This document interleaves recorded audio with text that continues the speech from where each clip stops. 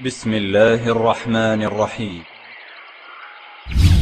جمعية تحفيظ القرآن الكريم بتهامة قحطان وربوعة آل تليد.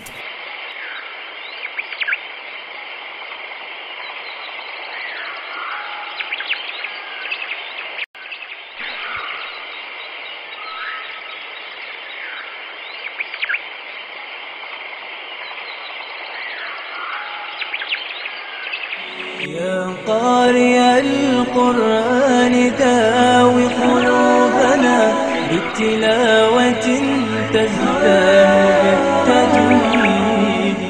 هذه ينابيع الكتاب تدفقت تجري بنور في الحياة جديدة.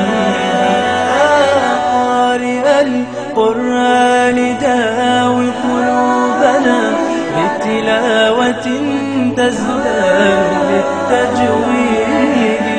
هذه ينابيع الكتاب تدفقت تجري بنور في الحياة جديد. أعوذ بالله من الشيطان الرجيم. قل لعبادي الذين آمنوا يقيموا الصلاة وينفقوا مما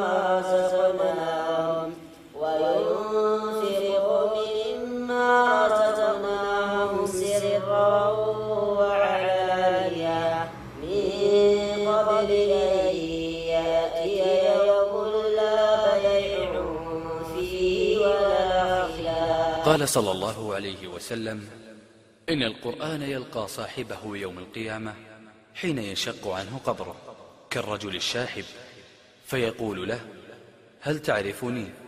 فيقول: ما أعرفك.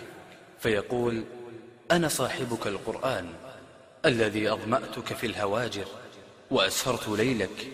إن كل تاجر من وراء تجارته، إنك اليوم من وراء كل تجارة. اللهم اجعل القرآن العظيم ربيع قلوبنا ونور صدورنا وجلاء أحزاننا.